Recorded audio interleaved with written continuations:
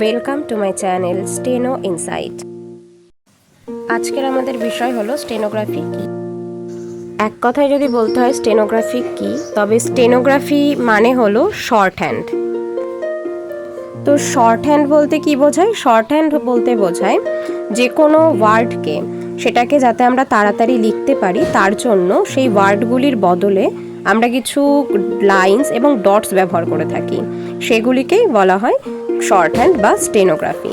এইবার এই স্টেনোগ্রাফি বা শর্ট হ্যান্ডের কিছু রুলস রয়েছে, যার জন্য তোমাদেরকে অবশ্যই শর্ট হ্যান্ড বা স্টেনোগ্রাফির যে কোনো একটা বই ফলো করতে হবে।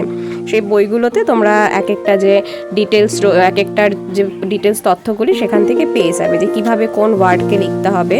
এমন নয় যে আমি আমার ইচ্ছা মতো যা খুশি লিখে ফেললাম, কেননা পরে তাহলে আমাদেরই সেটা ট্রান্সক্রাইব করতে অসুবিধা হবে যে কি লিখেছিলাম সেখানে।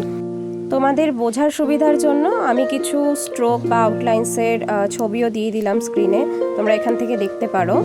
আর যদি আরও তথ্য জানতে চাও তাহলে আমাকে অবশ্যই কমেন্ট করো, এর পরবর্তীতে আমি সেইগুলো নিয়ে আলোচনা করব। আমি যেহেতু পিটম্যানের নিউ এরা শর্ট হ্যান্ডের বইটা থেকে শর্ট হ্যান্ড প্র্যাকটিস করেছি, তোমরা যদি এই বইটার ওপরে আরও তথ্য জানতে চাও আমাকে অবশ্যই কমেন্টে জানিও, আমি তোমাদেরকে অবশ্যই গাইড করার চেষ্টা করব। তো সবাই পাশে থেকো, ধন্যবাদ।